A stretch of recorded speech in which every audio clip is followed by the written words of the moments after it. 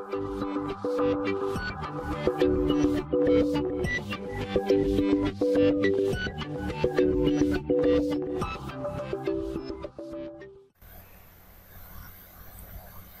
nomor 1. Fenomena merebaknya keong emas yang semula diintroduksi sebagai binatang hias, tetapi berubah menjadi hama pertanian, merupakan masalah yang perlu ditangani dengan pendekatan biologis. Objek biologi tersebut diteliti dalam cabang ilmu dan tingkat organisasi biologi A. Taksonomi populasi, B. Ekologi biosfer, C. Evolusi ekosistem, D. Evolusi populasi, dan E. Evolusi komunitas. Keong emas di sini awalnya dikatakan sebagai binatang hias, tetapi akan menjadi sebuah hama. Dari sebuah pernyataan ini kita ketahui bahwa di sini pasti ada yang ketidaksesuaian, tidak sesuai yang terjadi pada keong emas dan lingkungan. Nah, ada sebuah cabang ilmu biologi,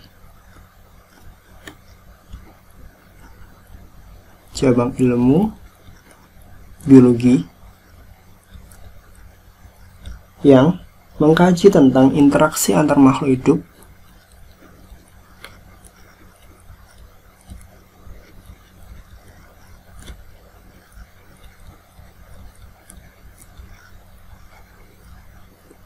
hidup terus di sini yang melibatkan dengan lingkungannya.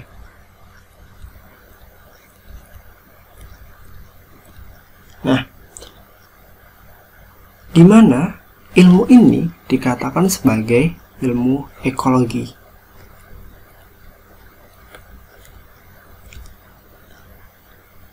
Dan sebuah tingkat organisasi yang dimaksud itu adalah tingkat populasi. Tingkat organisasinya ini dikatakan sebagai populasi. Populasi itu adalah kumpulan individu sejenis. Dari pernyataan ini kita bisa mengetahui bahwa yang kita bahas di sini yaitu ada ekologi dan juga populasi.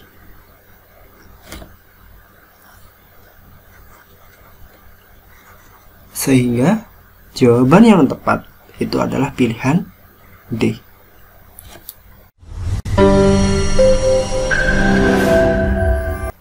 Soal nomor 2. Virus dapat memperbanyak diri di dalam sel tubuh organisme lain dengan cara melekatkan bagian tubuhnya kepada inang.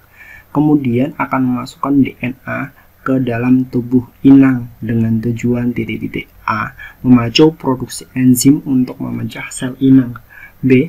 Melumpuhkan sel inang agar tidak dapat bereproduksi. C. Mengaktifkan inti sel inang untuk memproduksi enzim. D. Mengeluarkan protoplasma sel inang untuk tempat reproduksi. E. Mengendalikan sintesis protein dan membentuk bagian-bagian tubuhnya.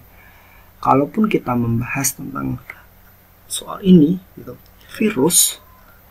sebuah virus itu dia bisa memperbanyak diri,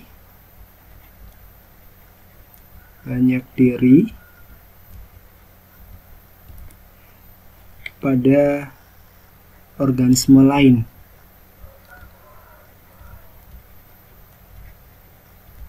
Dari memperbanyak diri menggunakan organisme lain ini dengan cara melekatkan tubuhnya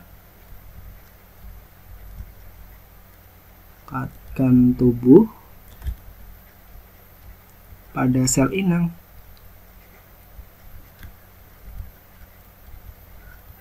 Nah, selanjutnya gitu, dia akan memasukkan sel DNA-nya, gitu.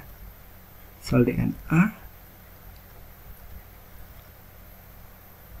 ke dalam tubuh inang tersebut dengan tujuan mengambil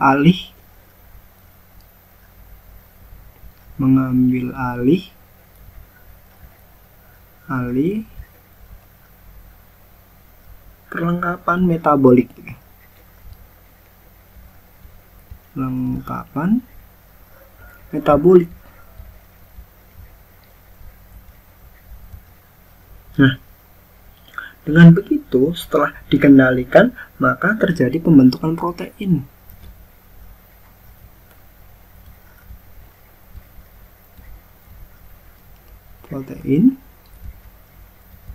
Nah, terus selanjutnya, dan komponen tubuh virus itu yang baru menggunakan bahan pada sel inang tersebut.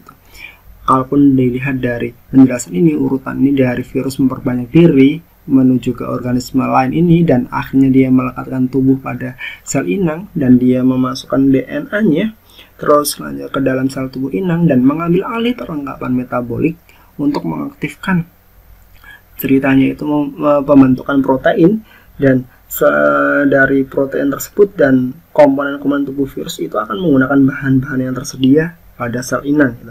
Maka jawaban yang tepat yaitu yang E, di mana virus akan mengendalikan sintesis protein dan membentuk bagian-bagian tubuhnya. Dan kalaupun kita cek, maka kita pilihkan, maka jawabannya adalah yang E, yang ini.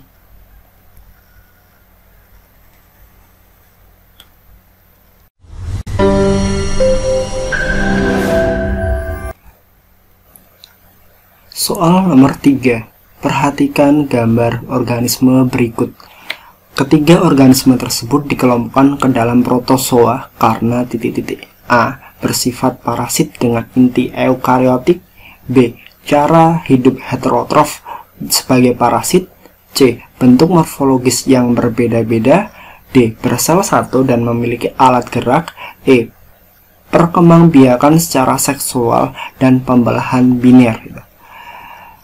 Pada soal, kita mengetahui bahwa gambar tersebut ada gambar euglena,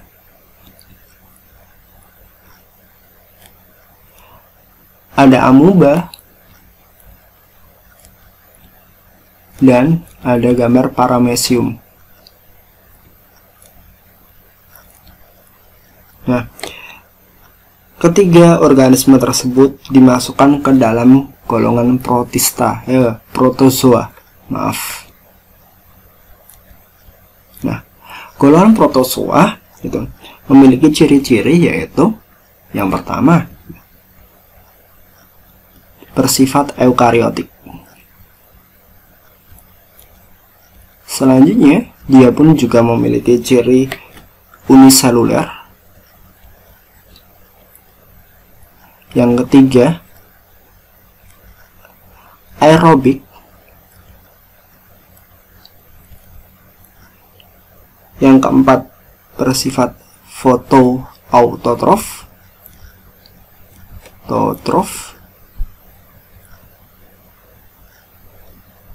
Yang kelima, bersifat motil karena dia memiliki alat gerak. Yang keenam, dia memiliki sifat bereproduksi secara aseksual.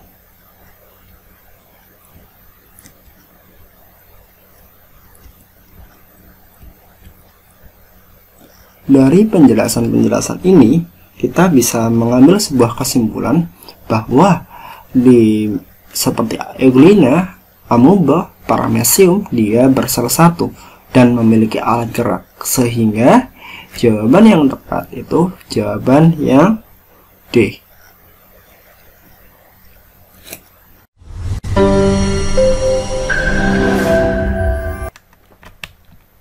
Soal nomor 4. Amati tumbuhan pada gambar berikut. Tumbuhan yang termasuk ke dalam subdivisi yang sama dengan tumbuhan pada gambar adalah titik-titik. Kita coba lihat ke dalam gambar ini.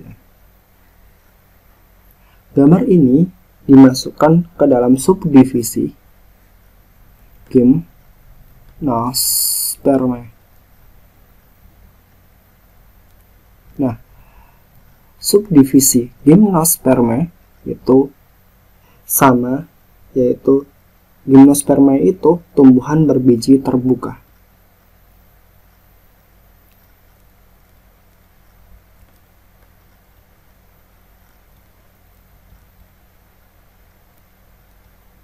Tumbuhan biji terbuka dari kelima pilihan ini adalah pakis haji. Sementara itu, seperti singkong, padi, kacang kapri, kita masukkan, dan juga zemais ataupun jagung, kita masukkan ke dalam Angiospermae. Sehingga jawaban yang tepat pilihan D.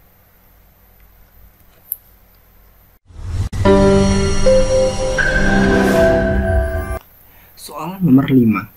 Beberapa cara perkembangbiakan hewan vertebrata adalah ovipar, ovovivipar, dan vivipar. Hewan kadal berkembang biak secara ovovivipar karena titik-titik. A. Kadal dapat melahirkan anak, tetapi dalam kondisi tertentu reproduksinya dengan bertelur. B. Telur kadal tidak bercangkang. Perkembangan zigot tetap di saluran telur sehingga telur menetas di dalam tubuhnya. C. Kadal akan mengeluarkan sejumlah telur dari kloaka setelah perkembangan embrionya sudah sempurna. D. Kadal dapat mengeluarkan anak dan telur dalam waktu satu periode reproduksinya secara bersamaan. E. Kadal hanya mampu melakukan reproduksi dengan telur-telur yang dihasilkannya. Kita membicarakan tentang hewan kadal. Kadal bereproduksi berkembang biak secara ovovivipar. Nah,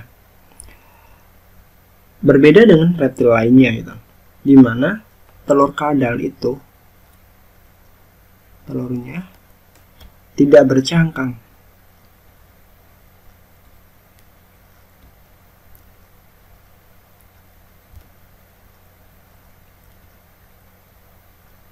Dan setelah terjadi fertilisasi, perkembangan zigot tetap di saluran telur, sehingga telurnya menetas dalam tubuh.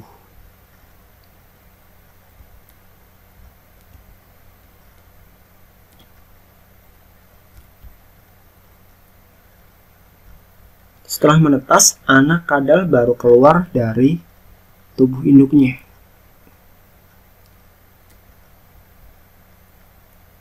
Dari penjelasan ini, kita bisa mengambil sebuah kesimpulan bahwa telur kadal tersebut tidak bercangkang dan perkembangan zigot tetap di saluran telur sehingga telurnya menetas di dalam tubuhnya. Dan pilihan jawaban yang tepat adalah pilihan B.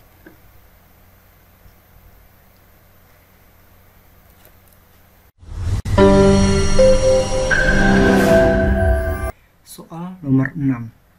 Perhatikan bagan daur biogeokimia nitrogen.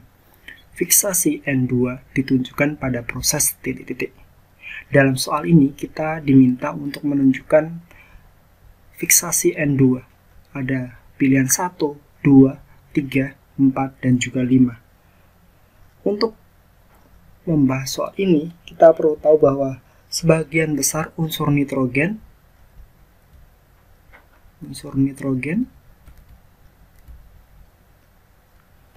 di atmosfer terdapat dalam bentuk nitrogen bebas atau yang bisa dikatakan sebagai N2. Selanjutnya, beberapa organisme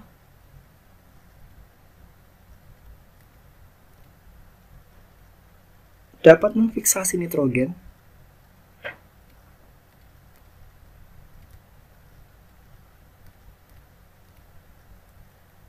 dalam bentuk N2.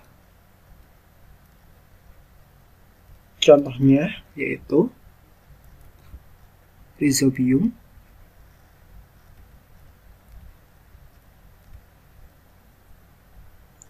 yang hidup dalam akar tanaman Leguminosae.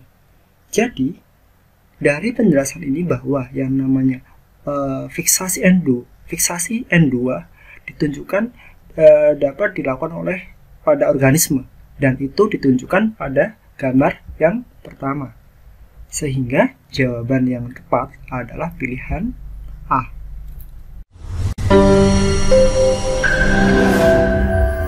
Soal nomor 7. Gambar hasil percobaan sel akar tumbuhan yang berada dalam larutan pupuk kimia yang berbeda sebagai berikut. Analisis yang benar berdasarkan hasil percobaan tersebut adalah titik-titik. A. Pada gambar 1, sel dalam keadaan normal karena larutan urea bersifat hipertonik. B. Pada gambar 2 terjadi turgiditas sel karena larutan urea bersifat hipotonik. C. Pada gambar 3 terjadi plasmolisis sel karena larutan urea bersifat isotonik. D. Pada gambar 2 terjadi peristiwa difusi, yaitu perpindahan air dari luar sel ke dalam sel. Yang E. Pada gambar 3 sel mengalami krenasi karena larutan urea bersifat hipertonik. Untuk menjawab soal ini, kita perlu tahu bahwa pada gambar tersebut menunjukkan peristiwa osmosis. Untuk membahas peristiwa osmosis merupakan proses perpindahan molekul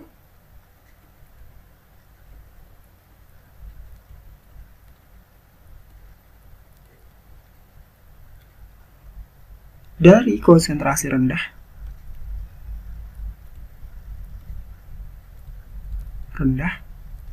menuju ke konsentrasi tinggi.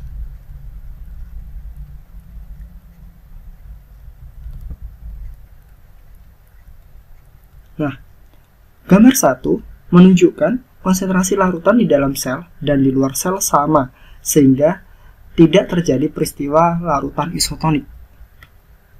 Sedangkan gambar kedua menunjukkan sel mengalami turgiditas. Yang kedua, mengalami peristiwa turgiditas. Nah, di mana konsentrasi larutan di luar lebih rendah daripada di dalam sel sendiri. Sedangkan pada gambar 3, gambar ini, sel mengalami peristiwa plasmolisis. Nah, plasmolisis ini di mana konsentrasi larutan di luar lebih tinggi daripada di dalam sel ataupun hipertonik. Sehingga kalaupun melihat dari penjelasan tersebut, maka jawaban yang pas adalah pilihan yang B. Pada gambar 2 terjadi turgiditas sel karena larutan urea bersifat hipotonik.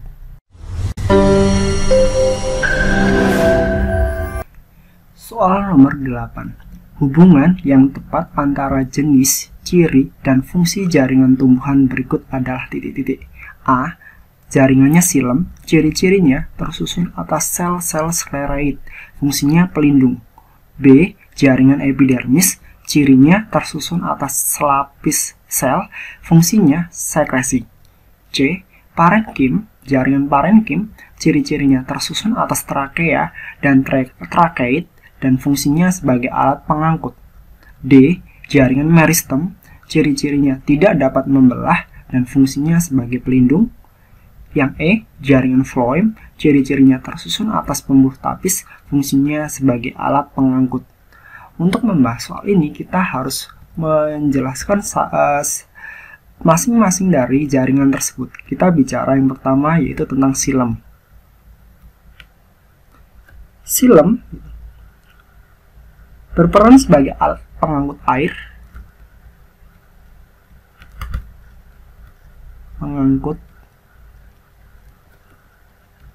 air,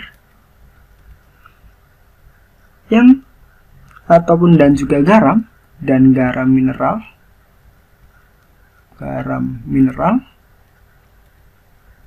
dari mengakar ke daun.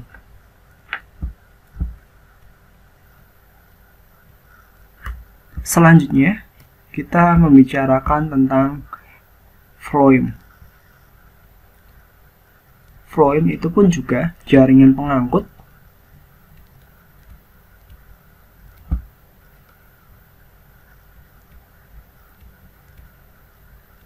yang mengangkut hasil fotosintesis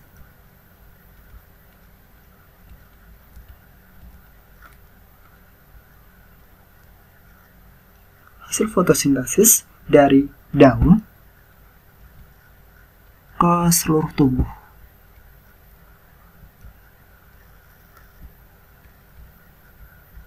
Selanjutnya, yang C itu adalah epidermis. Kita membicarakan selanjutnya epidermis.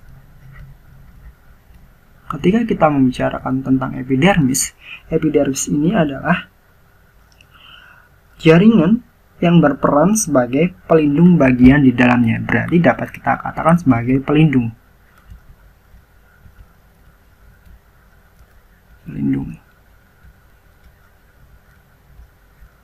Selanjutnya, kita membahas selanjutnya yaitu parenkim.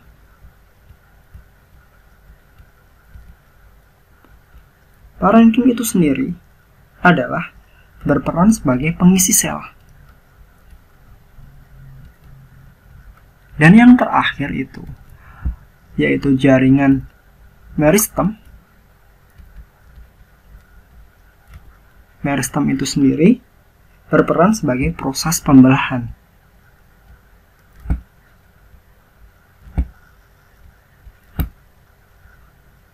Sehingga dari penjelasan ini kita bisa mengetahui bahwa yang namanya floem itu sebagai alat pengangkut dan di dalamnya itu terdapat pembuluh tapis.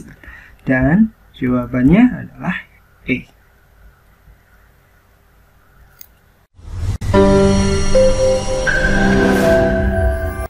Soal nomor 9. Perhatikan gambar mekanisme kontraksi pada otot berikut. Saat telapak tangan menelungkup, maka gerak dan gambar yang tepat untuk otot pronator teres adalah titik-titik. A. Kontraksi gambar X. B. Relaksasi gambar X. C. Kontraksi gambar Y. D. Relaksasi gambar Y. E. Sinergi gambar X. Untuk menjelaskan pada soal nomor 9 ini, kita harus mengetahui dulu di mana gerak menelungkupkan tangan gitu terjadi ketika otot teres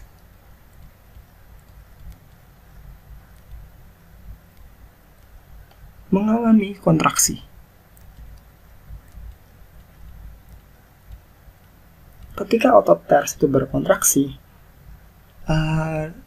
mekanisme tersebut ditunjukkan pada gambar X.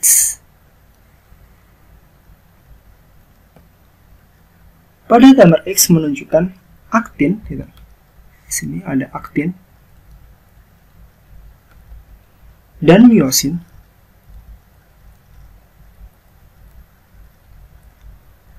berikatan sehingga miosin menggerakkan aktin. Jadi miosin ini menggerakkan aktin. Gitu. Selanjutnya, dan gerakan ini akan membuat sarkomer menjadi memendek. Dari penjelasan tersebut, kita bisa mengetahui bahwa gerakan menelungkupkan tangan itu disebabkan adanya otot teres, dan otot teres itu akan mengalami kontraksi dan ditunjukkan pada gambar X. Sehingga jawaban yang tepat adalah pilihan A.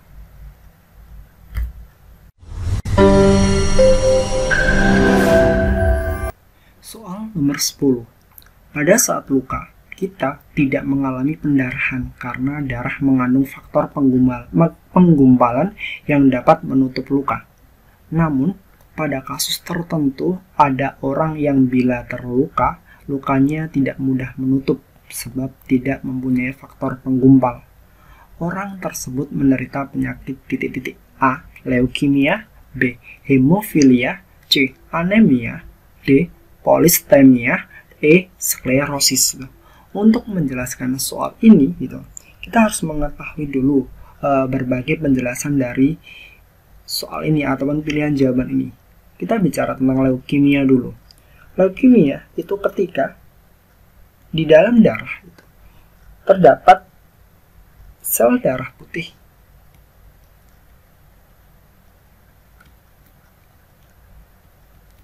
di mana sel darah putih tersebut itu bersifat abnormal.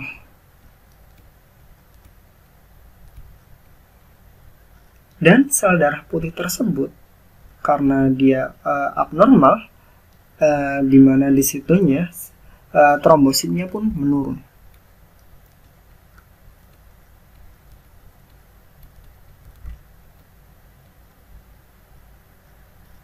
Sedangkan ketika kita membicarakan tentang hemofilia, hemofilia itu adalah penyakit ketika darah susah membeku.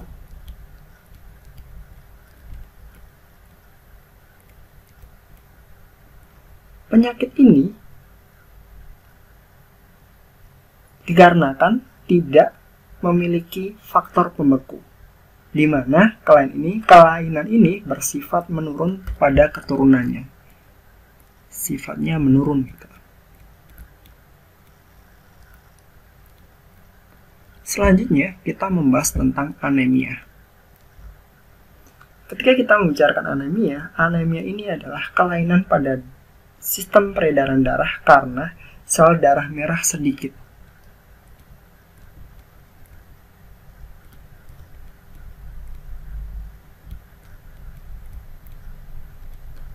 Ketika sel darah merah ini sedikit, disebabkan karena tidak cukup mengandung Hb.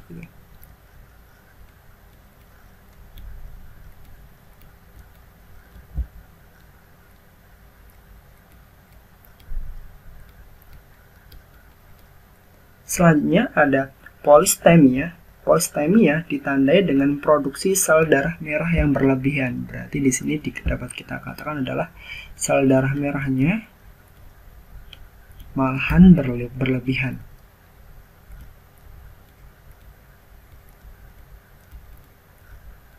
Dan yang E yaitu sklerosis. Sklerosis di sini adalah gangguan sistem peredaran darah karena adanya pengerasan pembuluh darah. Di sini karena pengerasan pembuluh darah.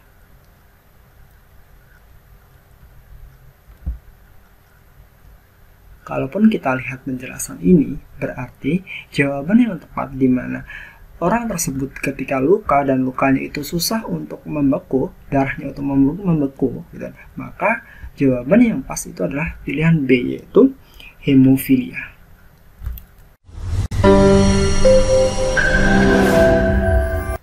Soal nomor 11. Setelah makanan memasuki usus 12 jari, pankreas melepaskan natrium bikarbonat sehingga terjadi peristiwa titik-titik. A. Tripsinogen diaktifkan menjadi tripsin. B. Lemak diemulsikan. C. Penetralan makanan yang dicerna. D. Penggumpalan protein susu. E. Otot sphincter pylorus membuka. Untuk menjawab soal nomor 11 ini, ketika makanan itu masuk usus 12 jari, pankreas melepaskan natrium bikarbonat. Selanjutnya, pada natrium bikarbonat itu akan mengandung beberapa enzim. Dari sini akan mengandung beberapa enzim.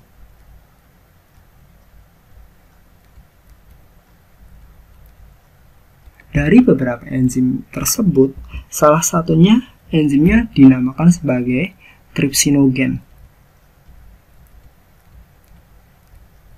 Nah, di dalam usus 12 jari, tripsinogen ini akan diubah menjadi tripsin. Diubah menjadi tripsin.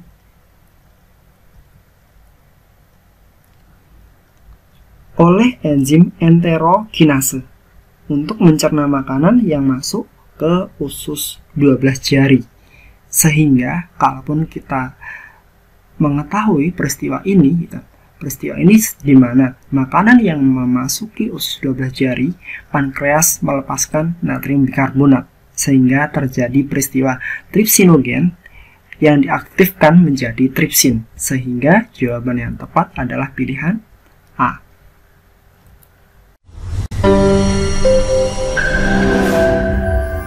Soal nomor 12.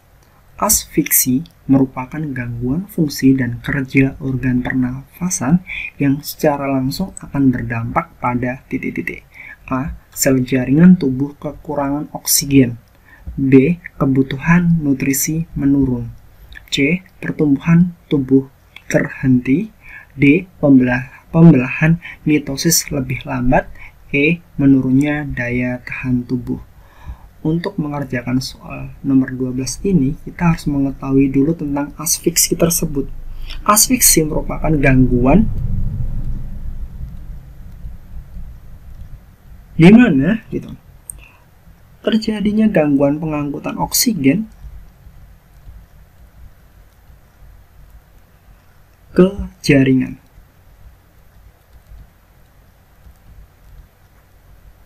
Ketika terjadi gangguan oksigen ke jaringan, maka jaringan tersebut tentunya akan kekurangan oksigen, di mana asfiksi ini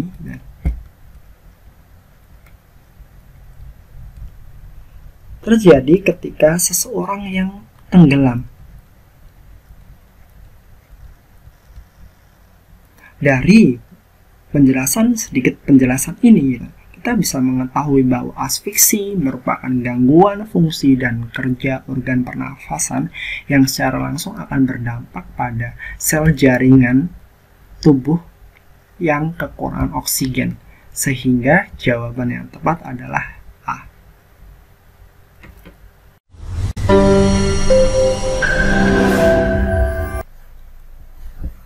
Soal nomor 13. Perhatikan gambar nefron berikut. Proses yang terjadi pada X adalah titik-titik. A. Penyerapan bahan-bahan sisa dari plasma darah. B. Pengembalian bahan-bahan yang masih digunakan tubuh. C. Penyaringan darah yang membawa air, sampah nitrogen, dan glukosa. D. Proses penambahan ion-ion hidrogen atau H+. E. Proses pengumpulan urin sekunder. Kita coba lihat pada X ini. Pada bagian nefron yang ditunjukkan X adalah glomerulus.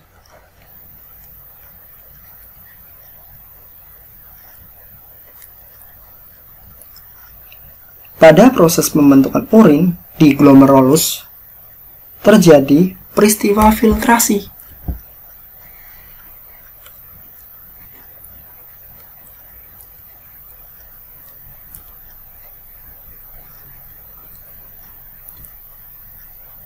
Filtrasi merupakan proses penyaringan darah. Diartikan sebagai penyaringan darah.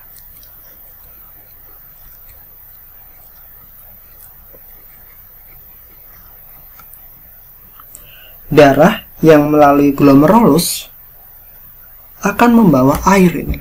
Ketika masuk ke dalam sini, darah itu akan membawa air.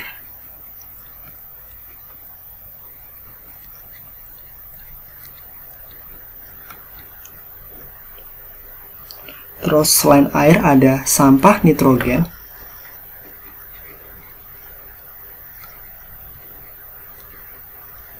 Selain sampah nitrogen itu ada glukosa.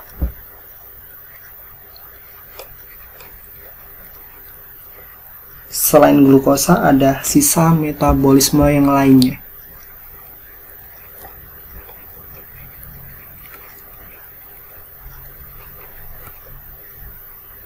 Pada filtrasi terjadi penyaringan sel-sel darah agar tidak terbuang. Berarti pada peristiwa filtrasi ini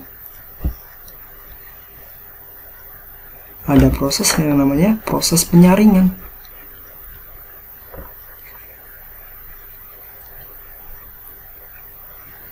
Yang disaring itu adalah sel-sel darah.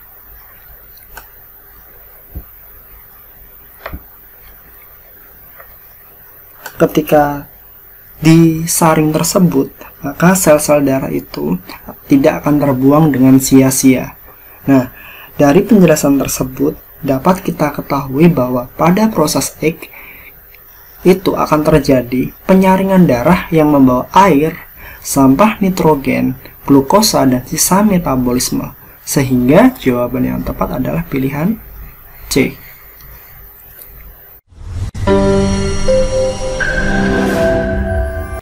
Soal nomor 14. Perhatikan gambar sistem saraf pusat berikut. X menunjukkan lobus occipitalis. Kerusakan pada bagian tersebut akan menyebabkan terganggunya kemampuan A. Berpikir, C. Penglihatan, C. Berbicara, D. Mengatur gerakan otot, E. Pendengaran. Pada soal ini kita difokuskan pada gambar X yang menunjukkan lobus occipitalis. Lobus occipitalis ini dia berperan dalam pusat penglihatan.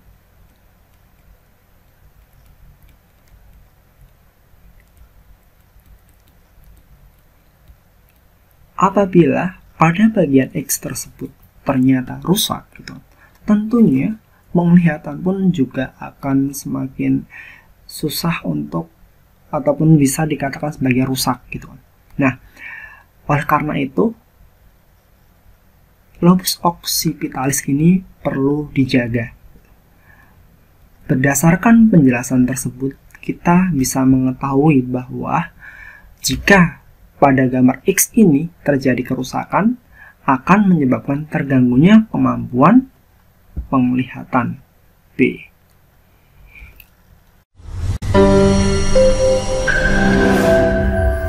Soal nomor 15. Perhatikan siklus menstruasi berikut.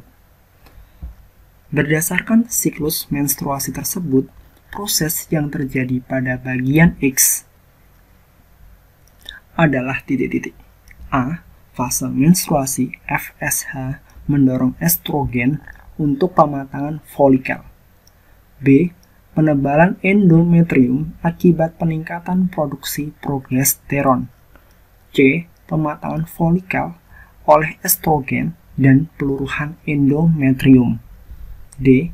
Fase luteal, berhentinya produksi progesteron dan estrogen.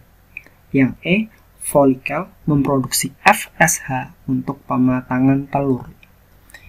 Kita perlu tahu bahwa yang ditunjukkan pada bagian X ini merupakan fase pasca ovulasi.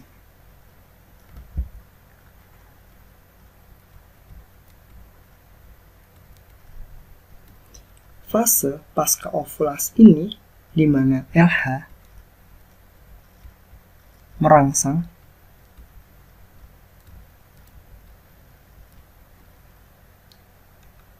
folikel yang telah kosong dan menjadi korpus luteum.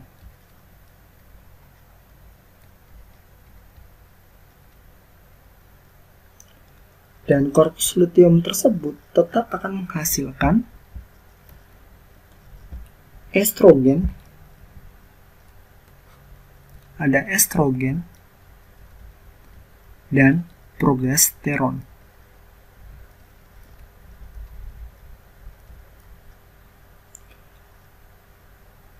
Progesteron bekerja sama dengan estrogen untuk memacu pembentukan endometrium. Jadi, kedua ini akan bekerja sama untuk membentuk endometrium. Nah, progesteron juga merangsang sekresi lendir dan pada vagina dan pertumbuhan kelenjar susu. Hal inilah yang berguna untuk persiapan penanaman zigot uterus setelah terjadi pembuahan. Apabila sampai akhir fase ini tidak terjadi pembuahan, akan kembali ke fase menstruasi lagi. Selama berlangsungnya siklus menstruasi, tubuh wanita akan mengalami perubahan hormonal, perubahan ketebalan endometrium, dan perubahan suhu tubuh. Sehingga, kalaupun kita lihat dari penjelasan tersebut, jawaban yang tepat adalah pilihan B, di mana akan terjadi penebalan endometrium akibat peningkatan produksi progesteron seperti yang dijelaskan sebelumnya.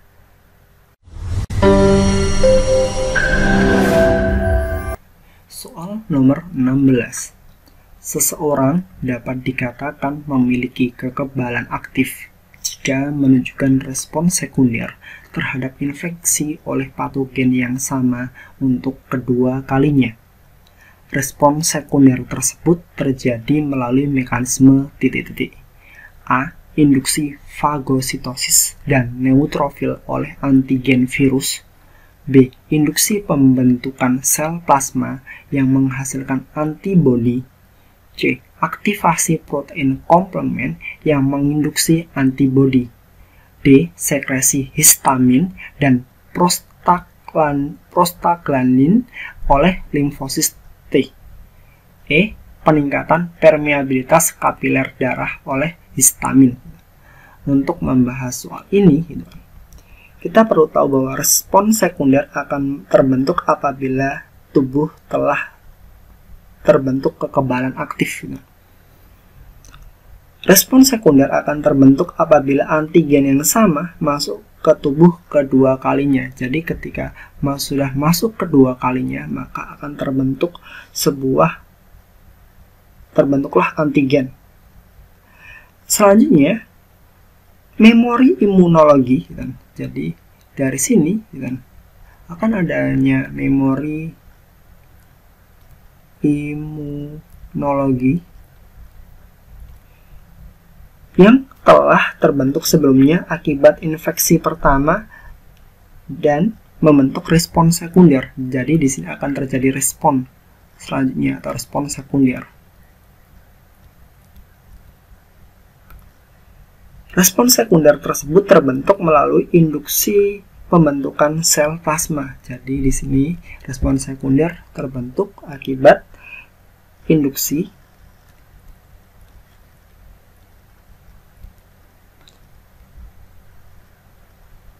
pembentukan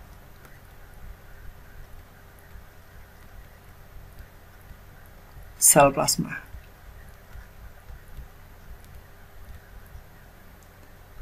Yang menghasilkan selanjutnya dikatakan sebagai antibodi.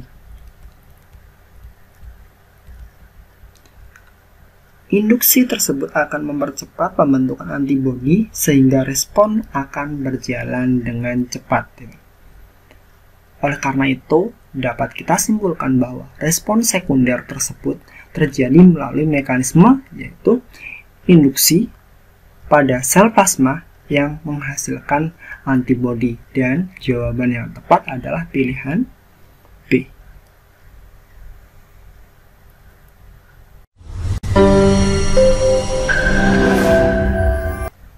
Soal nomor 17. Perhatikan grafik hasil percobaan pertumbuhan kecambah di tempat gelap, teduh, dan terang berikut. Berdasarkan grafik tersebut dapat disimpulkan bahwa X dan Z secara berurutan merupakan kecambah yang ditempatkan di tempat titik-titik. A. Terang dan gelap. B. Gelap dan terang. C. Terang dan teduh. D. Gelap dan teduh. E. Teduh dan terang. Untuk menyelesaikan soal nomor 17 di sini, grafik pada soal menunjukkan perbandingan tumbuhan yang ditanam di tempat dengan intensitas cahaya yang berbeda. Jadi di sini berdasarkan adanya intensitas cahaya.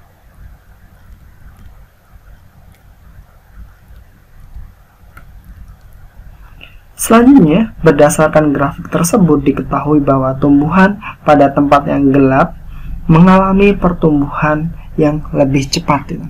Jadi ketika kita bicara intensitas cahaya, maka ketika di tempat yang gelap akan menyebabkan pertumbuhannya semakin cepat. Pertumbuhan batang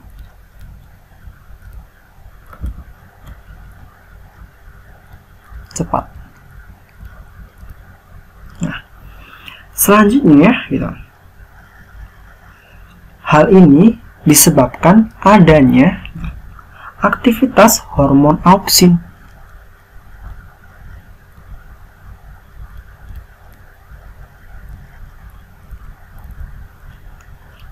Dari hormon auksin ini lebih aktif pada kondisi gelap.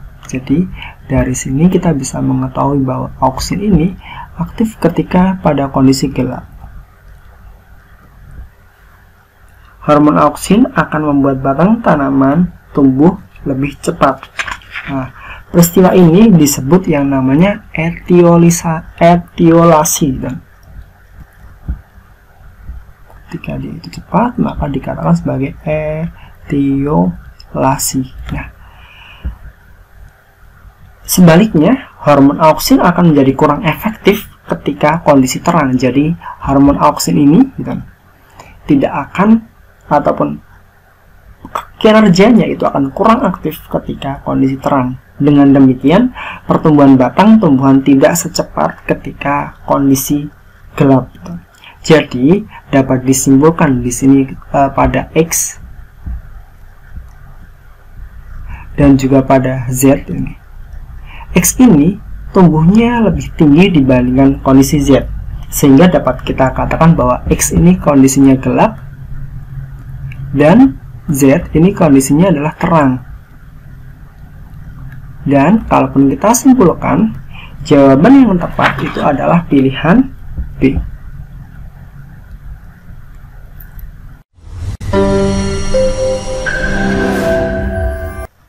Soal nomor 18. Perhatikan grafik yang melukiskan hubungan antara aktivitas enzim katalase dengan suhu berikut. Di sini ada kecepatan reaksi dan juga suhu. Simpulan yang tepat untuk grafik tersebut adalah titik-titik. A. Pada suhu 0 derajat Celcius, enzim katalase tetap aktif. B. Enzim katalase mengalami denaturasi pada suhu di atas 40 derajat Celcius. C. Suhu tidak memengaruhi kerja enzim katalase. D. Berapapun suhunya, enzim katalase tetap aktif. E. Enzim katalase bekerja optimum pada suhu 40 derajat Celcius.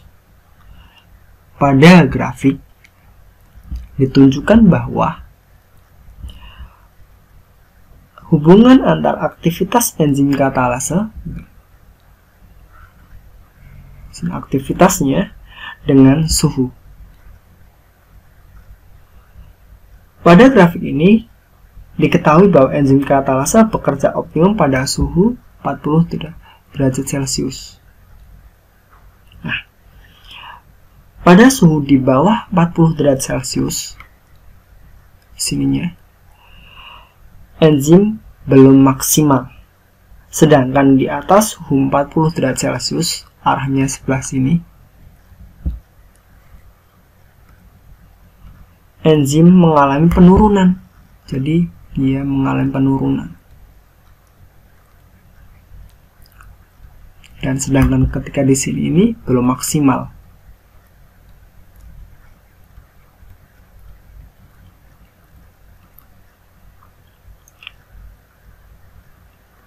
Proses penurunan ini dikarenakan adanya enzim mengalami yang dinamakan sebagai denaturasi. Nah, dari sedikit penjelasan ini kita bisa mengambil sebuah kesimpulan bahwa jawaban yang tepat adalah pilihan E, di mana enzim katalase akan bekerja optimum pada suhu 40 derajat Celcius.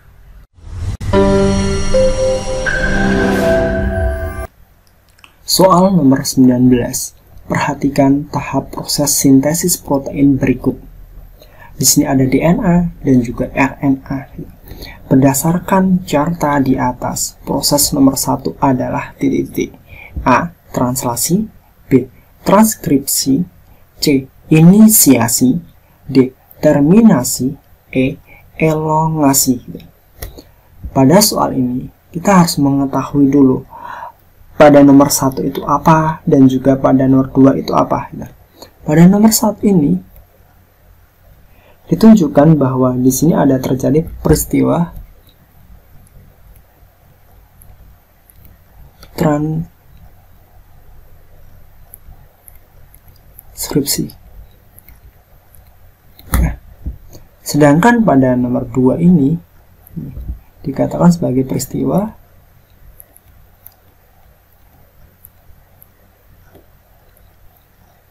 translasi. Mari kita jelaskan satu persatu peristiwa ini. Peristiwa transkripsi di mana rantai DNA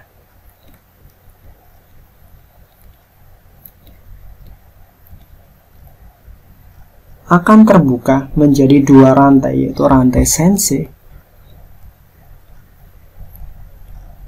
dan selanjutnya yaitu ada antisense. Nah, enzim RNA polimerase menambahkan nukleotida dari molekul RNA yang sedang tumbuh di sepanjang rantai DNA. Setelah sintesis selesai, maka rantai DNA ini akan bergabung kembali ke bentuk selanjutnya. Nah, sedangkan pada peristiwa yang kedua ini dinamakan sebagai peristiwa ataupun proses translasi, di mana kode-kode yang dibawa oleh RNAD akan diterjemahkan menjadi polipeptida. Jadi di sini akan diterjemahkan menjadi polipeptida. Nah, adapun ada inisiasi, elongasi, dan terminasi merupakan tahapan-tahapan yang terjadi pada peristiwa transkripsi dan juga translasi. Nah, dalam soal hanya diminta untuk mengetahui proses nomor 1, sehingga pada nomor 1 itulah yang dikatakan sebagai transkripsi, dan jawaban yang tepat adalah pilihan B.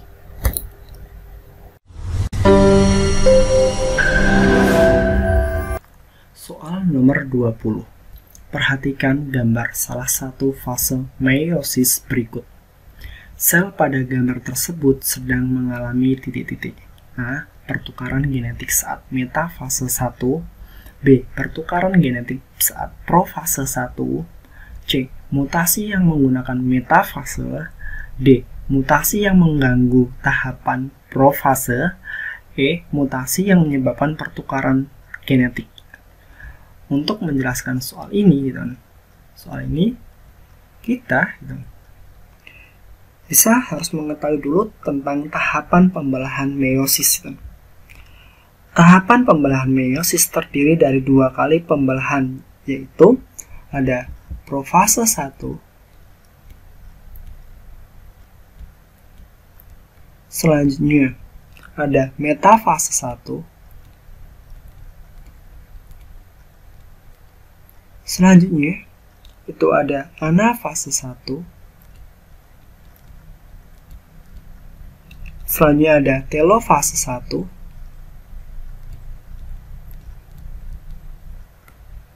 terus ada profase 2,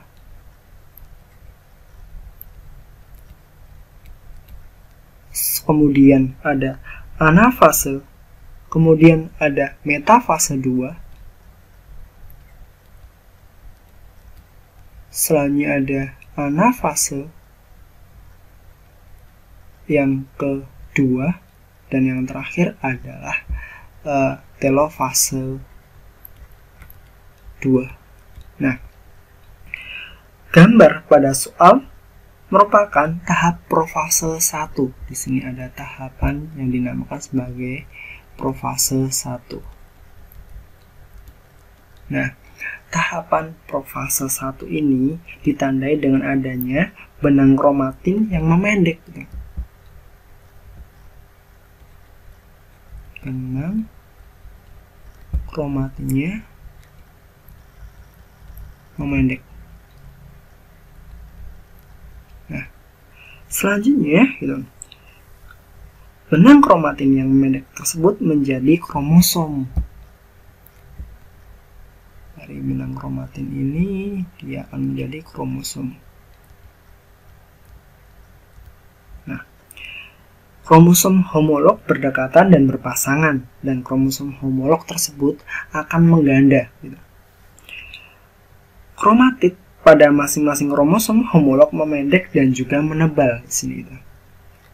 Terjadilah pindah silang dan membran nukleus menghilang dan muncul sentriol yang bergerak menuju kutub-kutub pembelahan di sini dan juga di sini. Nah, oke, kita lihat kunci jawabannya ataupun jawabannya. Sel pada gambar tersebut sedang mengalami apa? Yaitu profase 1. Nah, di profase ini akan terjadi pertukaran genetik dan jawaban yang tepat adalah pilihan